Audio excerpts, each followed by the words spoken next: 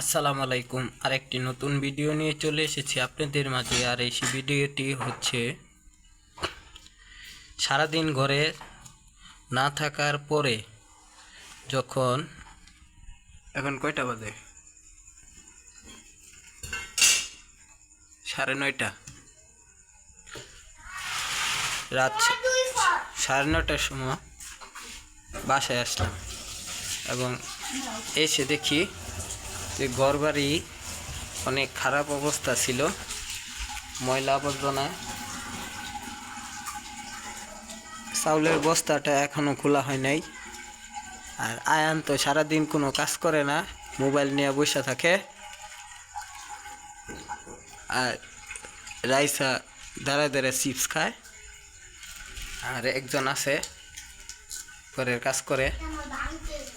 এখন এই ফ্যানই হলো ভরসা।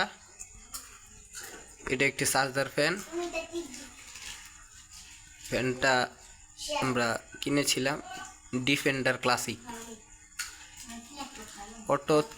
Auto charger system. এখন ভিডিওটা করার উদ্দেশ্য হলো সারাদিন বাসায় থাকি না, বিভিন্ন এখন আয়ান চাইতাছে এই চিপসটা সিরা দিতে। রাইসা সিরা দেও সিরা দেও। এটা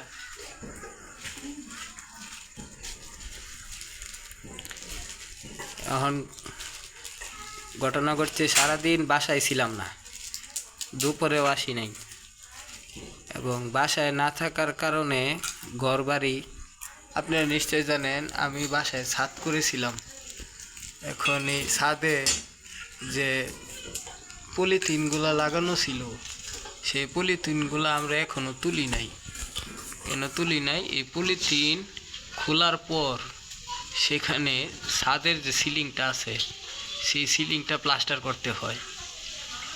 যদি আমরা পলিথিনগুলো তুলে ফেলি, তখন সেখান থেকে প্লাস্টার না করার কারণে ছাদের যে স্ল্যাব আছে, ওই স্ল্যাব জোরে জোরে বালু, ময়লা, ডাস্ট, ধূলিকণা এগুলা ফ্লোরে পড়বে।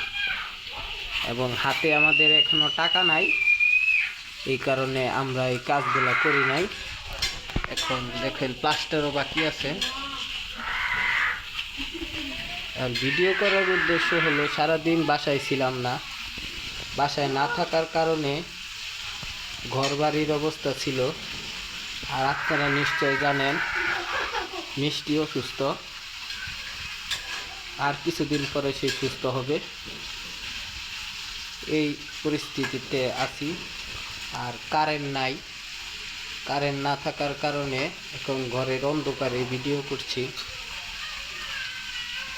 আসলে ভিডিও করার উদ্দেশ্য হলো ঘরের মানুষকে সময় দিতে হয়।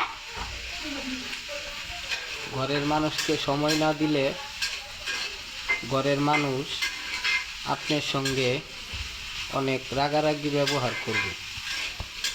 ধরেন ঘরের বউ বলবে, সারাদিন বাইরে আড্ডা মেরে বেড়াও, তোমাদের ছুটি আছে, আমাদের ছুটি নাই, ঘরের সব সংসার করতে হয়, তোমার ছেলে মেয়েদের দেখাশোনা করতে হয়, স্কুল কলেজ তো নাই, স্কুলে যেতে হয়, নিয়ে আসতে হয়, খাওয়া দাওয়া করাইতে হয়। আর তোমরা শুধু অফিসে এসি রুমে বসে থাকো, স্যারদের কাজ করো, তোমরা অনেক আরামে থাকো। আমি বললা তোমার সংসার করলাম, অন্য কেউ হইলে এই সংসার করতাম।